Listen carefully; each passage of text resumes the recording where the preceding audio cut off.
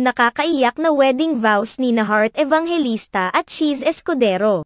Muling pinatunayan ng mag-asawang sina Heart Evangelista at Cheese Escudero sa publiko na matatag ang kanilang pagsasama sa loob ng maraming taon nila bilang mag-asawa.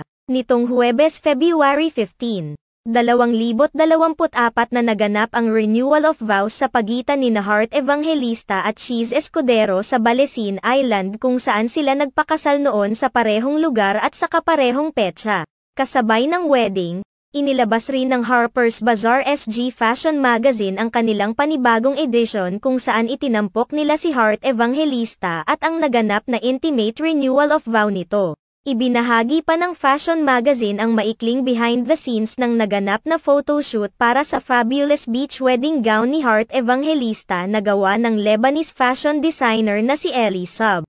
Naging mas espesyal ang renewal of vows ni Heart Evangelista at Cheese Escudero sa pagkakataong ito dahil sinamahan ni Cecile Ongpoco ang anak sa paglalakad sa aisle. Malaki ang epekto nito dahil matatanda ang hindi pumunta noon sa kasal ni Heart Evangelista at Cheese Escudero ang mga magulang ni Heart Evangelista dahil tumututol sila sa relasyon ng mga ito. Subalit, sa tagal ng pagsasama ni Heart Evangelista at Cheese Escudero, tila napatunayan na rin ng actress na masaya siya sa piling ni Cheese Escudero at totoong nagmamahalan silang dalawa.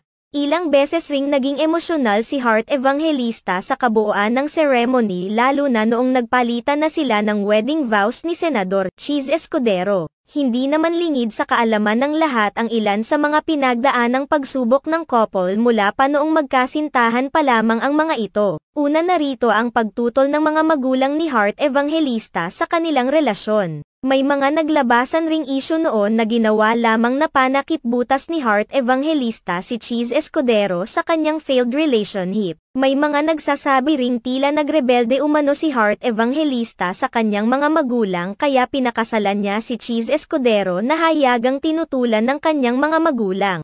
Hindi rin nakalagpas sa mga netizens ang matinding pagsubok na pinagdaanan ng dalawa noong 2022 kung saan napapabalita pa sa maraming mga pahayagan ang kanilang paghihiwalay.